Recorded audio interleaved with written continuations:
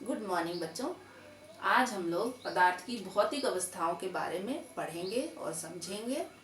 आपने अपने आसपास बहुत सी वस्तुएं देखी होगी, जैसे टेबल, कुर्सी, पेड़ पौधे, जल, वायु। वायु आपने महसूस की होगी।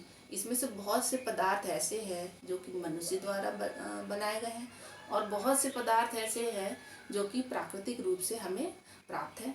हमारे आसपास सभी वस्तुएं जिनमें भार होता है, जो स्थान घेरती हैं, जिनको हम ज्ञानेंद्रियों द्वारा महसूस करते हैं, वे सभी पदार्थ कहलाते हैं। जैसे कि अभी हम यहाँ देख रहे हैं पदार्थ की अवस्थाएं। पदार्थ की 3 अवस्था होती है, ठोस, द्रव और गैस। इसको हम एक उदाहरण के रूप में हम समझ सकते हैं। जैसे कि हम बर्फ देखते हैं तो बर्फ ठोस अवस्था में हमें प्राप्त है, और जब वो पिघलता है तो वो द्रव का रूप ले लेता है, वो द्रव अवस्था हो गई। और जब वो ताप से वाष्प में परिवर्तित हो जाता है तो वो गैस अवस्था होती है उसकी।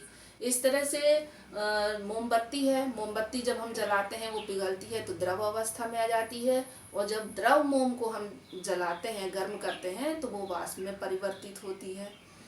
और आपने देखा होगा नारियल का तेल। नारियल का तेल ठंड में जम जाता है, कठोर हो जाता है, वो ठोस अवस्था में हमें प्राप्त हो जाता है, मिल जाता है, बन जाता है।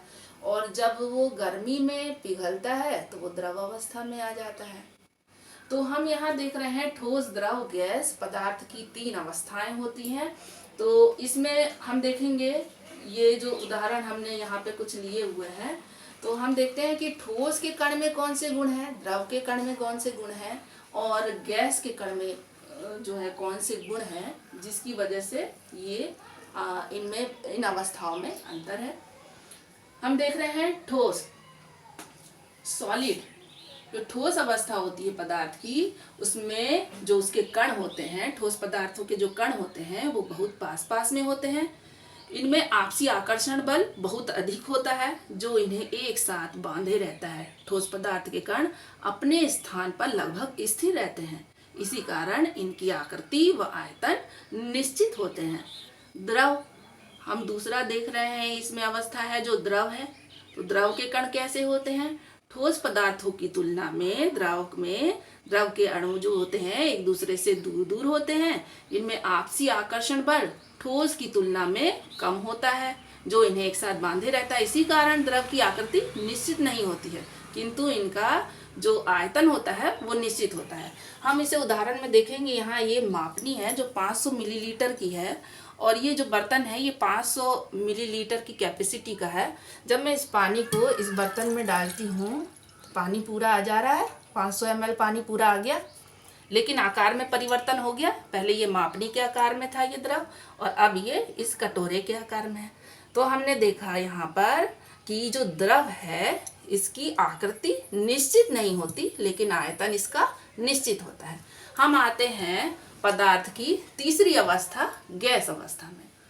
तो हम यहाँ देखते हैं कि गैस के कण कैसे होते हैं। गैसीय पदार्थों के कण अपेक्षाकृत बहुत दूर दूर होते हैं। ठोस और द्रव पदार्थ की तुलना में इसके जो कण होते हैं वो दूर दूर होते हैं। इनमें आपसी आकर्षण बल नहीं के बराबर होता है। इनकी आकृति भी निश्चित नहीं होती, इनका आयतन भी निश्चित नहीं होता। हम इसे करके देखते हैं। हमने यहाँ पे धूप जला के रखा हुआ है, धूप बत्ती।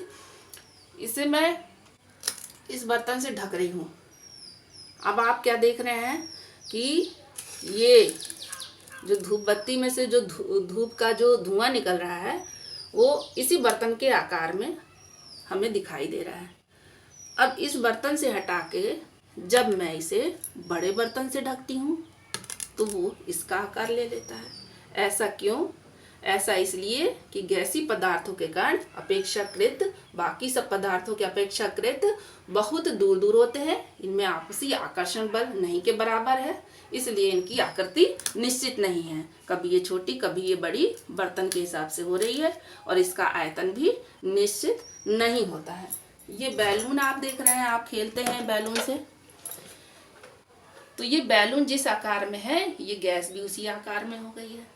तो इस तरह से हमने देखा ठोस, द्रव और गैस जो पदार्थ की अवस्थाएं वो भिन्न भिन्न है। क्यों भिन्न भिन्न है? क्योंकि इनके कण जो हैं उनकी दूरी, यहाँ पे कणों की दूरी बिल्कुल बहुत कम है, ये सटे हुए हैं लगभग, और इसमें कुछ दूरी पर है और इसमें बहुत दूर है। इसी कारण से इनकी अवस्थाएं भी परिवर्तित हैं। और हम यहाँ देख रहे हैं कि ये सब आपने अवस्थाएं समझ ली है। अब मैं एक आपको इसके गतिविधि बताती हूँ जिसके माध्यम से आप इसको जब करेंगे तो ये और भी आपको अच्छी तरह से समझ में आएगा और ये आपको अच्छी तरह से याद रहेगा। यहाँ मैंने 2 डॉल ली हुई है। तो इस खेल को खेलने के लिए 2 से अधिक बच्चे आवश्यक हैं। 2 लोग हों, 3 लोग हों, 4 लोग हों। आप अपने माता पिता को भी अपने साथ इस खेल में शामिल कर सकते हैं इस समय। तो आप देखें इसको कैसे खेलेंगे। तो एक व्यक्ति ठोस, द्रव और गैस बोलेगा। जब वो ठोस बोलता है तो इस तरह से खड़े होना है, और द्रव बोलता है तो हाथ पकड़ के दूर हो जाना है, और गैस बोलता है तो काफ़ी दूर हो जाना है, डिस्टेंस ज़्यादा हो जाना है। ठीक है। तो इसी तरह से जब वो बोलेंगे द्रव, हाथ पकड़ लेना है, गैस दूर हो जाना है, और ठोस तो इस तरह से पास में खड़े हो जाना है। तो इस तरह से जब आप खेल खेलेंगे तो आपको ठोस, द्रव, गैस की जो अवस्थाएं हैं वो याद भी हो जाएंगी, और आप बीच बीच में एक दूसरे से आपस में थोड़ा सा बातें भी कर सकते हैं कि चलो ठोस के गुण बताओ, द्रव पदार्थ के गुण बताओ, गैस पदार्थ के गुण बताओ, इनकी अवस्थाएं क्यों भिन्न भिन्न हैं। एक दूसरे से आप चर्चा करेंगे, बातें करेंगे, तो इससे आप और ज़्यादा सीखेंगे, और आपको ये बातें, आपको ये पदार्थ की जो अवस्थाएं हैं वो अच्छी तरह से याद हो जाएंगी। Thank you.